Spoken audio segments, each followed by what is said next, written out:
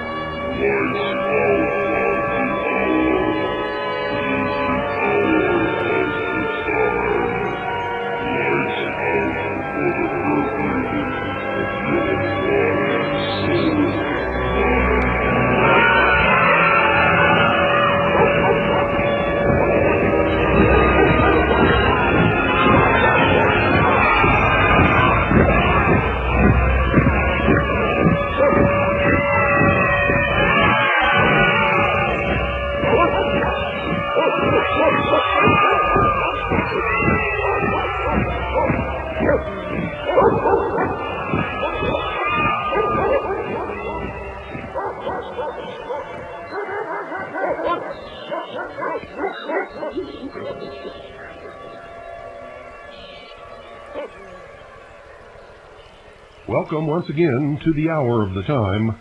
I'm William Cooper. Ladies and gentlemen, make sure that you stay glued to your radio tonight as we bring you another in the never-ending series that we call Mystery Babylon.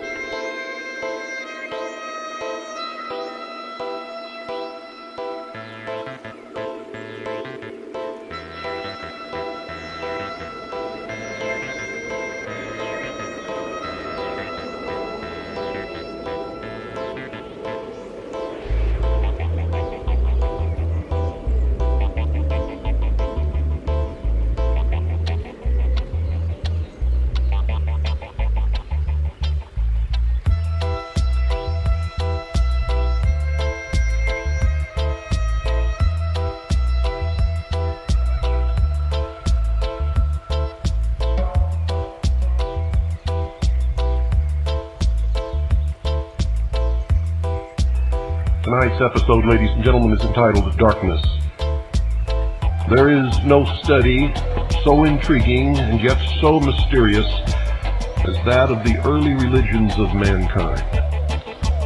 To trace back the worship of God to its simple origin, and to mark the gradual process of those degrading superstitions and unhallowed rites which darkened and finally extinguished His presence in the ancient world.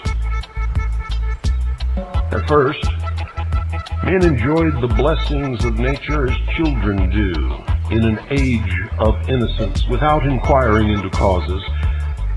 It was, in fact, sufficient for them that the earth gave them herbs, that the trees bore them fruit, that the stream quenched their thirst.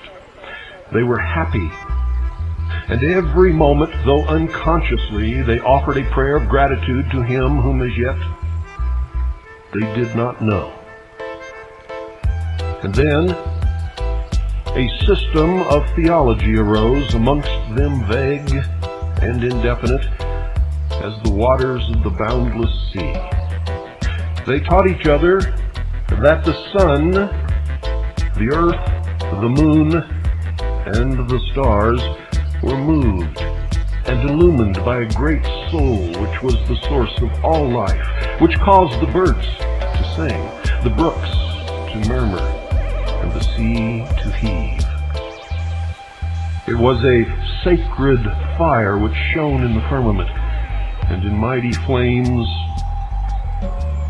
it was a strange being which animated the souls of men, and which, when the bodies died, returned unto itself again.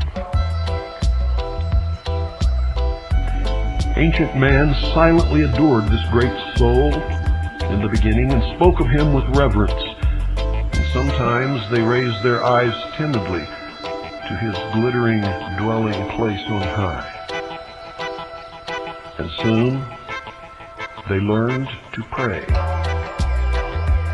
When those whom they loved lay dying, they uttered wild lamentations and flung their arms despairingly toward the mysterious soul. For in times of trouble, the human mind, so imbecile, so helpless, always clings back to something that is much stronger than itself. As yet, in that time, they worshipped only the sun, the moon, and the stars. And not as gods, but as visions of that divine essence which alone ruled and pervaded the earth, the sky, and the sea. They adored him kneeling with their hands clasped and their eyes raised. They offered him no sacrifices. They built him no temples. You see, they were content to offer him their hearts, which were full of awe, in his own temple, which was full of the grandeur of nature. For the God they worshipped was indeed nature's God.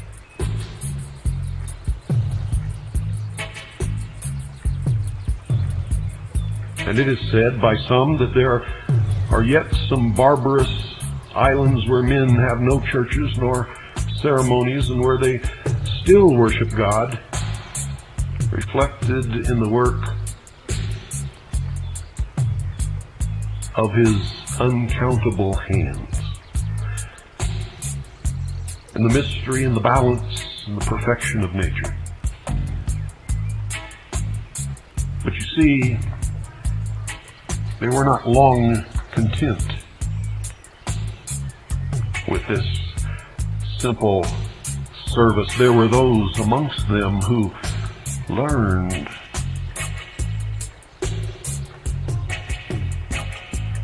how to subvert and twist so that they could control the others around them. Prayer, which had first been an inspiration, suddenly fell into a system, and men already grown wicked prayed the deity to give them abundance of wild beast skins and to destroy their enemies. They ascended eminences, mountain tops, and they built towers as if hoping that thus, their being near God, he would prefer their prayers to those of their rivals. And those who controlled those eminences became powerful. And such is the origin of that superstitious reverence for high places which was universal throughout the whole, the entire heathen world.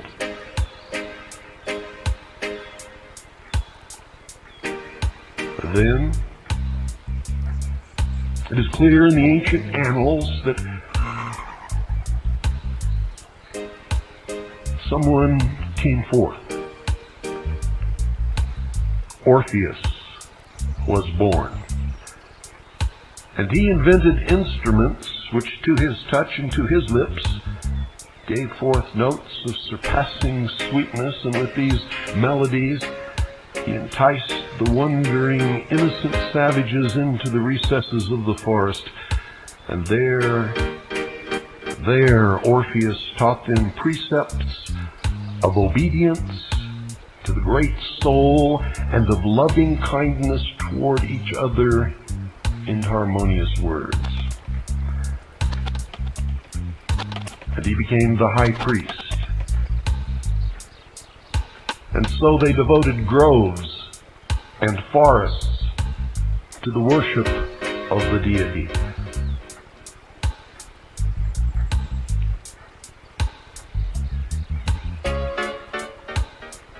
There were men who had watched Orpheus and who had seen and envied his power over the herd who surrounded him. For even then there were sheeple. They resolved to imitate him, and having studied these barbarians, they banded together and called themselves their priests.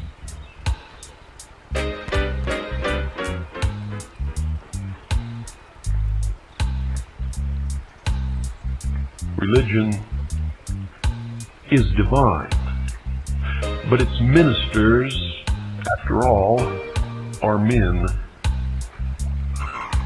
And the idea from the beginning that imperfect men could rule imperfect men is flawed. For alas, sometimes they are demons with the faces and wings of angels. You see, the simplicity of men and the cunning of their priests has destroyed or corrupted all the religions of the world, bar none. For these priests, ladies and gentlemen, taught the people to sacrifice the choicest herbs and flowers. They taught them formulas of prayer and bade them make so many obeisances to the sun and to worship those flowers which opened their leaves when he rose and which closed them as he set. For the great ball of fire that makes its way from dawn to dusk across the sky was seen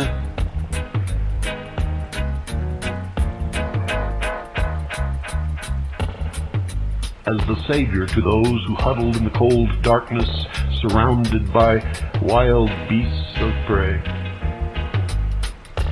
And it was to that sun that they directed their worship as the great symbol in the heaven of the power of God and the source of all life on this earth. For remember, theirs was a worship of nature's God.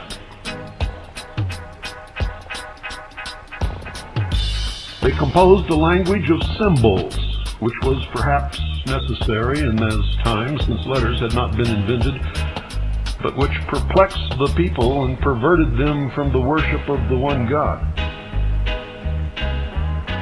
Those symbols are still used upon the sheeple of the world today, the great herd.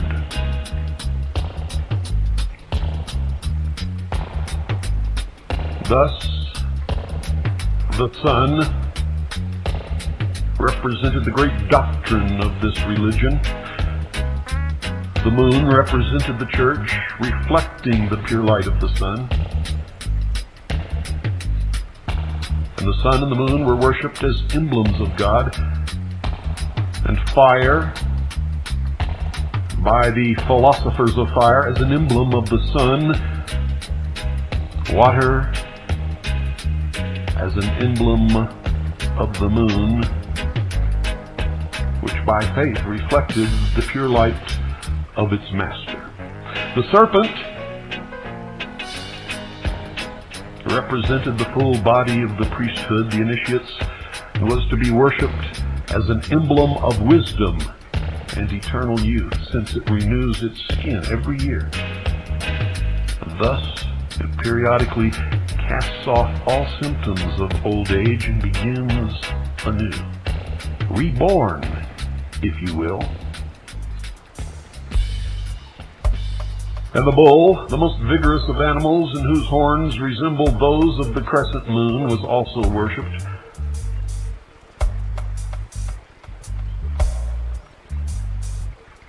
The priests observed the avidity with which the barbarians adored these symbols and increased them. It was a time of great mystery and little understanding of any that was seen around them.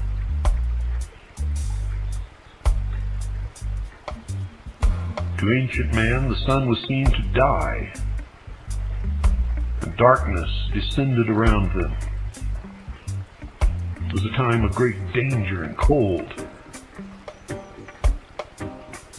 And then, as if by magic, the sun was reborn each morning and made its way across the sky,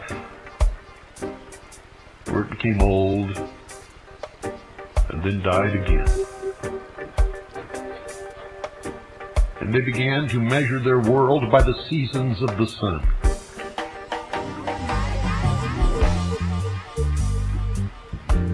And their religion reflected all of this. And religions today, even though denying any connection with this ancient paganism, still reflects this exact religion in its ceremonies and in its holy days.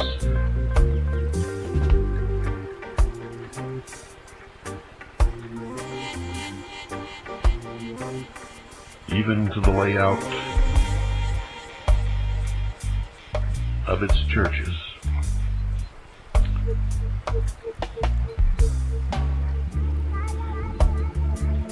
To worship the visible is a disease of the soul inherent to all mankind, and the disease which these men could have healed. Instead, they pandered to.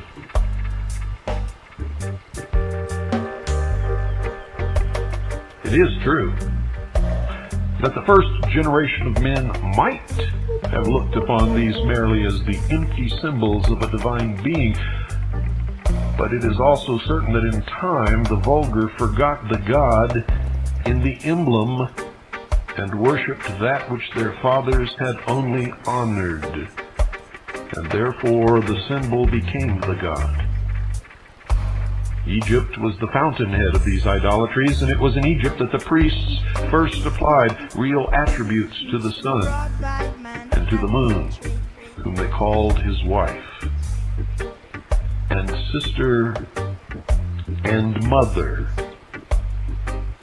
And the sun became Osiris, the moon became Isis, brother and sister, mother and son, husband and wife.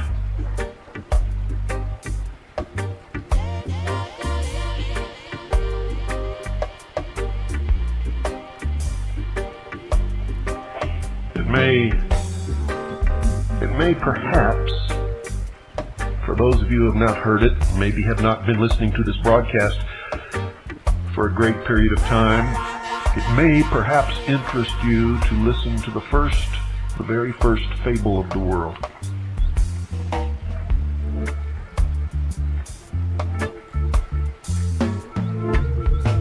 From the midst of chaos was born Nimrod, and at his birth a voice was heard proclaiming, "The ruler of all the earth is born." And from the same dark and troubled womb were born Semiramis, the queen of light, and the spirit of darkness. This Nimrod traveled over the whole world and civilized its inhabitants and taught them the art of agriculture. And his wife, Semiramis, built the first fortified cities and walls. But on his return, the jealous darkness laid a stratagem for him, and in the midst of a banquet had him slain. He was nailed down in his prison, which cast into the river, floated into the sea, which even in that ancient time was never mentioned, but with marks of detestation. And when Semiramis learnt these sad news, she cut off a lock of her hair and put it on her mourning robes and wandered through the whole country in search of the dead body of her husband.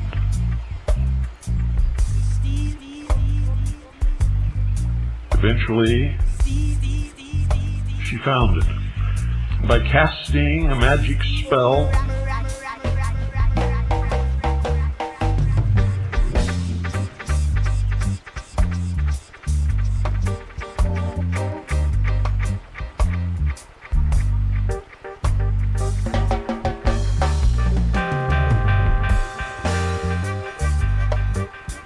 a magical intercourse was obtained between Semiramis and the dead Nimrod,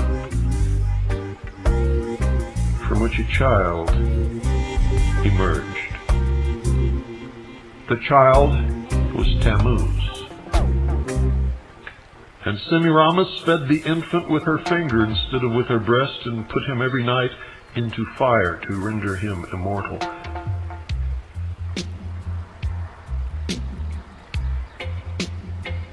And now, let me read you a later story of the same myth, only with different names.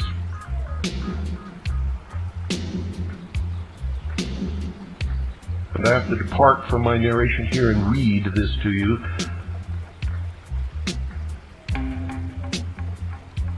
From the midst of chaos was born Osiris. And at his birth a voice was heard proclaiming, "The ruler of all the earth is born." And from the same dark and troubled womb were born Isis, the queen of light, and Typhon, the spirit of darkness. And this Osiris moved over the whole world and civilized its inhabitants and taught them the art of agriculture, brought them together in societies for their mutual benefit and protection. But on his return to Egypt, the jealous Typhon laid a stratagem for him, and in the midst of a banquet had him shut up in a chest which exactly fitted his body. He was nailed down in his prison,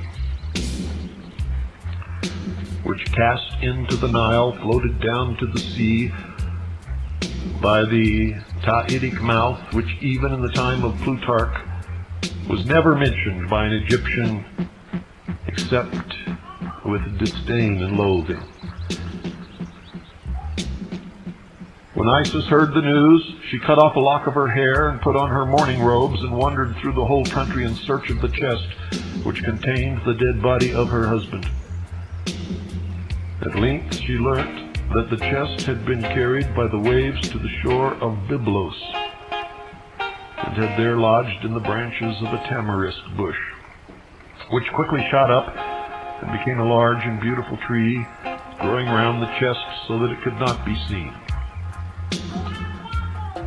The king of the country, amazed at the vast size the tree had so speedily acquired, ordered it to be cut down, to be hewn into a pillar to support the roof of his palace, the chest being still concealed in the trunk. The voice which had spoken from heaven at the birth of Osiris made known these things to poor Isis, who then went to the shore of Byblos and sat down silently by a fountain to weep. The damsels of the queen met her and accosted her, and the queen appointed her to be nurse to her child.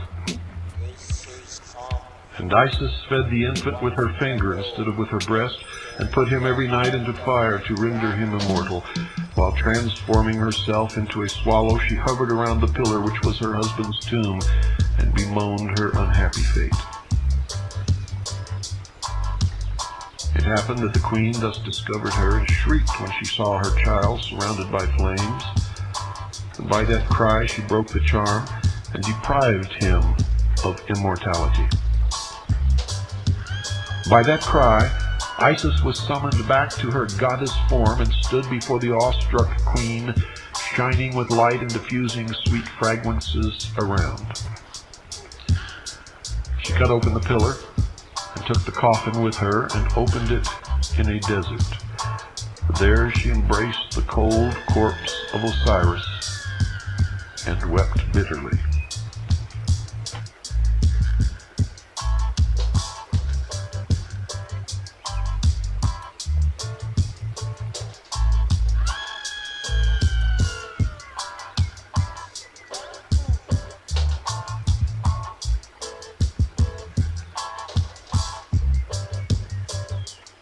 Isis returned to Egypt and hid the coffin in a remote place, but Typhon, hunting by moonlight, chanced to find it and divided the corpse into 14 pieces.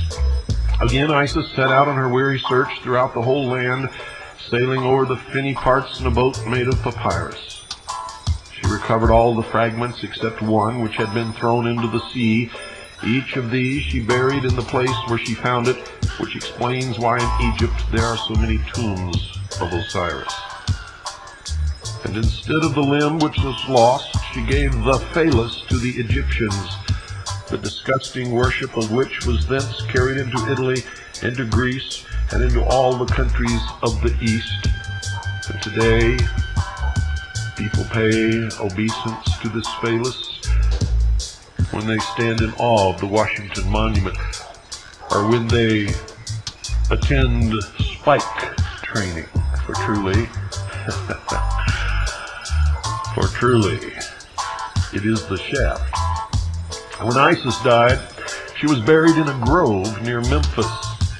Over her grave was raised a statue covered from head to foot with a black veil, and underneath was engraved these divine words, quote, "I am all that has been, that is, that shall be, and none among mortals has yet dared to raise my veil," end quote.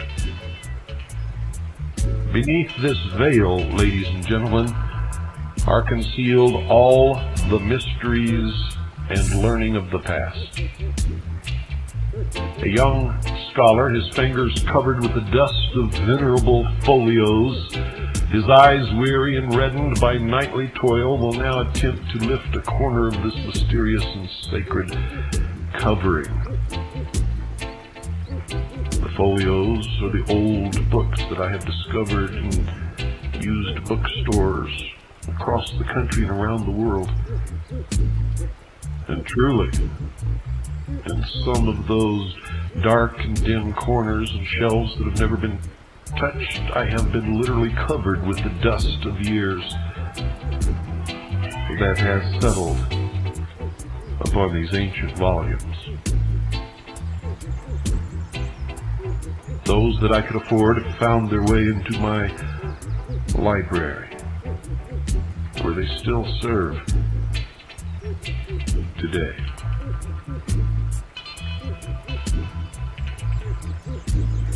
You see, these two deities, Isis and Osiris, were the parents of all the gods and goddesses of the heathens, or were indeed those gods themselves, worshipped under many different names: Nimrod, Semiramis, Isis, Osiris, Diana, and Dionysus.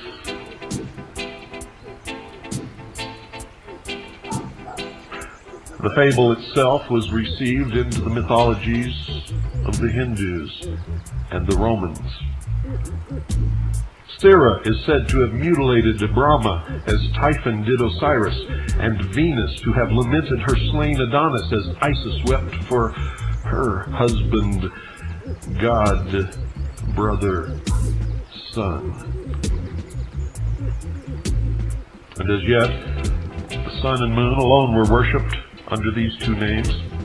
And as we have seen, besides these twin beneficial spirits, men who had begun to recognize sin in their hearts had created an evil one who struggled with the power of life and fought with them for the souls of men.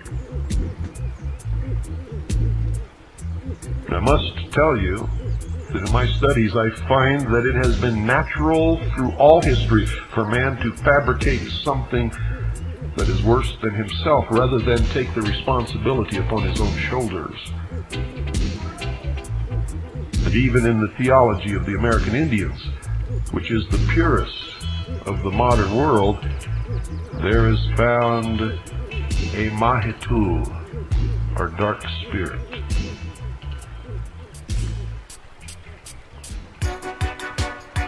Osiris, or the sun, was now worshipped throughout the whole world, though under different names. He was the Mithra of the Persians, the Brahma of India, the Baal, or Adonis of the Phoenicians. He was the Apollo of the Greeks, the Odin of Scandinavia, the Hu of the Britons, and the Vaiwe of the Laplanders. Isis, ladies and gentlemen, also received the name of Isline, Ceres, Rhea, Venus, Vesta, Sybil, Niobe, Melissa, Nehalenia in the north, Isi with the Indians, Puza among the Chinese, and Ceridwen among the ancient Britons. The Egyptians were sublime philosophers who had dictated theology to the world. And in Chaldea arose the first astrologers, who watched the heavenly bodies with curiosity as well as with awe, and who made divine discoveries, and who called themselves the interpreters of God. And to each star they gave a name, and to each day in the year they gave a star. And the Greeks and Romans, who were poets, wreathed these names into legends. Each name was a person, and each person was a god. From these stories of the stars originated the angels of the Jews, the genii of the Arabs, the heroes of the Greeks, and the saints of the Romish Church. And then corruption grew upon corruption, and superstition flung black and hideous veil over the doctrines of religion. You see, a religion, ladies and gentlemen, is lost, utterly lost, as soon as it loses its simplicity. Truth has no mysteries. It is deceit alone that lurks in obscurity. It is only the lie that is hidden behind a door. Men multiplied God into 1,000 names and created him always in their own image. Him, too, whom they had once deemed unworthy of any temple less noble than the floor of the earth and the vast dome of the sky which he had created, they worshipped in caves and then in temples which were made of the trunks of trees, rudely sculptured and ranged in rows to imitate groves of trees, and with other trunks placed upon them traversely to form the cross that is seen when you hold up your son.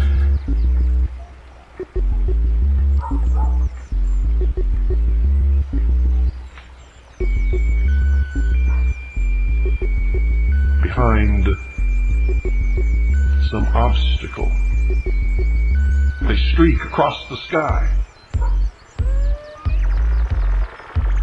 These were the first buildings of worship erected by man from no reverence for the deity, for God, but only to display that which they conceived to be a stupendous effort in art, and to display their knowledge and power so as to more adequately rule and subjugate the herd, the sheeple, the profane humanity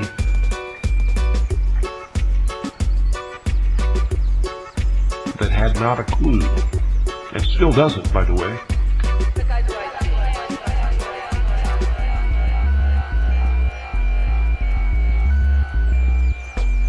It may be necessary to remind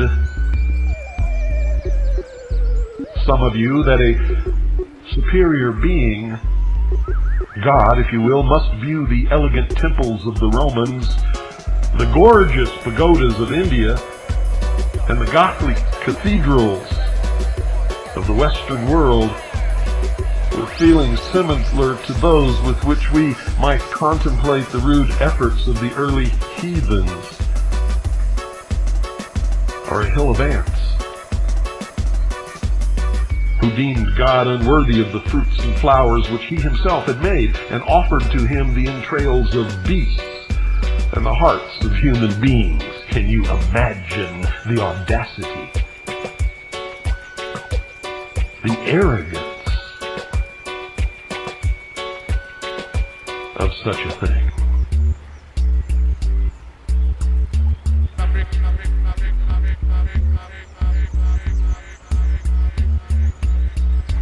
We can compare, ladies and gentlemen, an ancient and fallen religion to the ship of the Argonauts, which the Greeks, desiring to preserve to posterity, repairing in so many different ways, that at length there did not remain a fragment of the original vessel which had borne to Colchis, the conqueror of the Golden Fleece.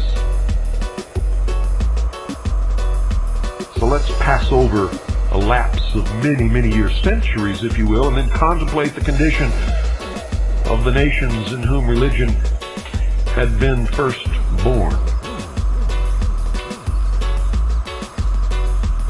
We find the Egyptians adoring the most common of plants, the most contemptible of beasts, the most hideous of reptiles. The solemnity and pomp of their absurd ceremonies held them up to the ridicule of the whole wide world. Clemens of Alexandria describes one of their temples thusly, quote, "The walls shine with gold and silver and with amber and sparkle with the gems of India and Ethiopia, and the recesses are concealed by splendid curtains. But if you enter the penetralia and inquire for the image of God for whose sake the fane was built, one of the pastophori or some other attendant from the temple approaches with a solemn and mysterious face, and putting aside the veil suffers you to obtain a glimpse of the divinity.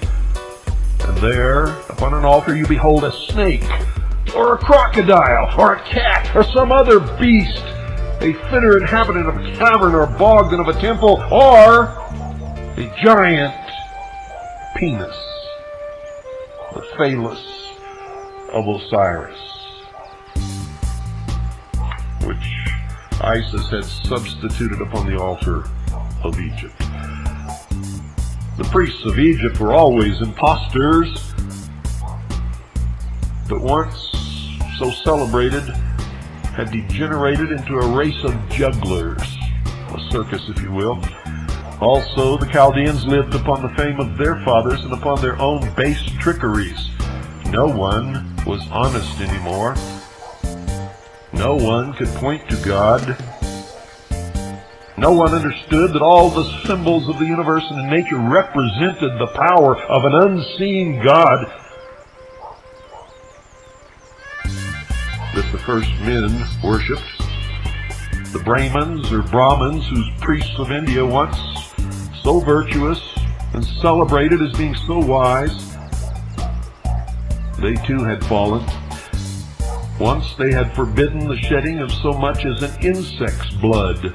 One day in the year alone, at the feast of Jagam, they were authorized to sacrifice the flesh of a beast, and from this many had refrained from attending, unable to conquer their feelings of abhorrence.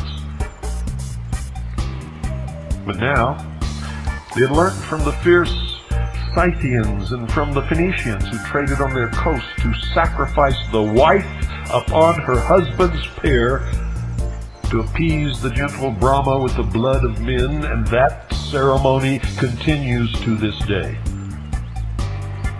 The angels who had presided over them became savage demons who scourged them on to cruel penances, even to lifetimes of suffering and famine. And in the sacred groves where once the Brahmin fathers had taught their precepts of love, men emaciated, careworn, even dying, wandered sadly, waiting for death as tortured prisoners wait for their liberty. But worse still, these wicked priests sought through the land for the most beautiful young women and trained them to dance in the temples and to entice the devotees to their arms with lustful attitudes and languishing looks, and with their voices which mingled harmoniously with the golden bells suspended on their feet. They became prostitutes for the priesthood. They sang hymns to the gods in public and in private, enriched the treasuries of the pagoda with their infamous earnings. And thus a pure, very simple religion was debased by the avarice and lewdness of its priests. So the temples became a den of thieves. So prostitution sat enthroned upon the altars of the gods, and today it continues, although prostitution in a different way. Most religious meetings today are spiritual consumerism. It begins with the problem, and when the hour is over, the problem has been solved, and the coffers of the priest, the minister, have been filled in the process. Greece and Rome, buried in sloth and luxury, did not escape the general contamination. The emblem of generation, the phallus which Isis had bestowed upon the Egyptians, and which they had held in abstract reverence, had now obtained a prominent place in the festivals of these nations, as did the lingam and those of the Hindus, and it was openly paraded in possessions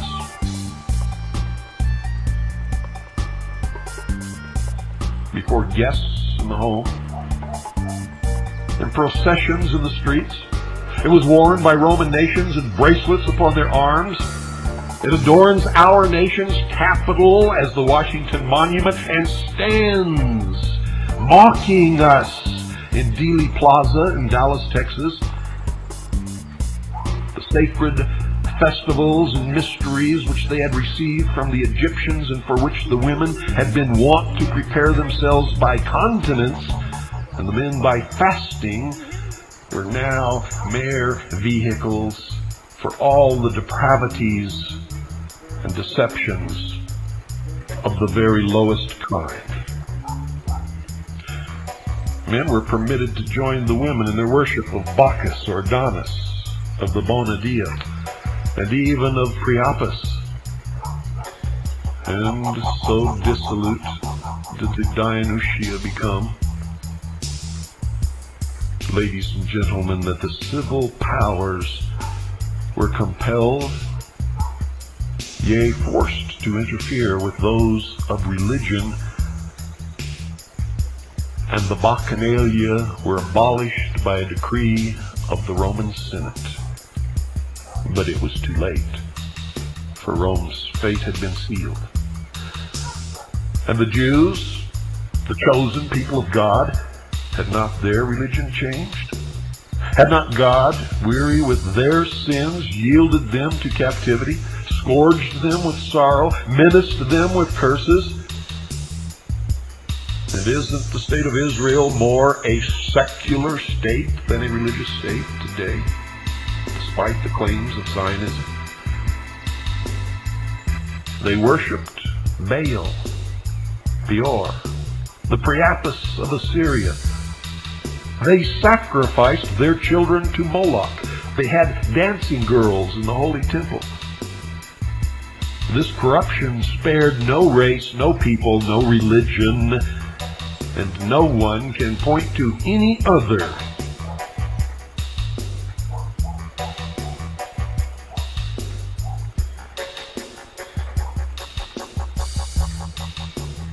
and say truthfully that they are more guilty than they. For all are guilty. All people, all religions, all nations, all over this world have destroyed the simple precepts of all of the different religions of the world.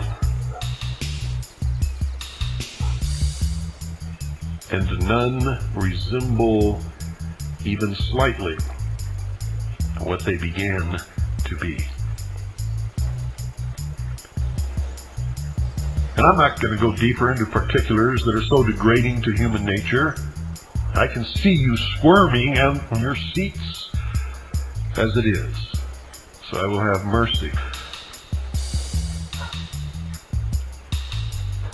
I will instead invite you to follow me by steadily listening to the hour of the time to a corner where you may begin to more readily understand where we are at and where we are going, for there are many who have traveled this route before in the history of the world. It is enacted in cycles, and those who ignore history are doomed to repeat it.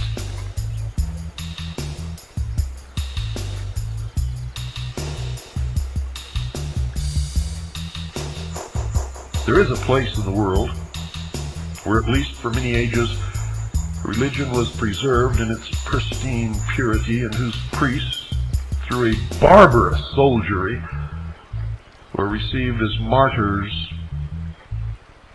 they claim, in heaven before they'd even learned to be knaves upon this earth.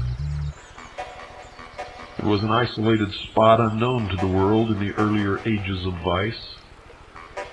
It is now a kingdom renowned for its once great power that encircled the globe, and for its luxuries from hemisphere to hemisphere, and for its civilizing influence, and also its abject cruelty. It was encircled by the blue waters of the German and Atlantic seas and abounded in the choicest gifts of nature. It was called the White Island, from the cliffs which still frown so coldly upon Gaul, and the land of green hills from its verdant mountains. There was a song during World War II called The White Cliffs of Dover. In subsequent broadcasts, and they may not be coming soon, I will take you to that land, and I will show you its priests in their white robes, and its warriors in the blue paint of war, and its virgins with their long and glossy yellow hair. And I will tell you the truth of the ancient religion of Britain, and it has absolutely nothing to do with any lost tribe of Israel.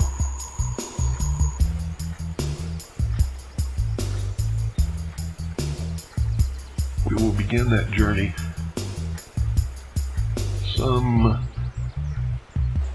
propitious evening, where I will lead you back into the past and relate to you why this land was called Albion and why Britain. Good night, ladies and gentlemen, and God bless each and every single one of you.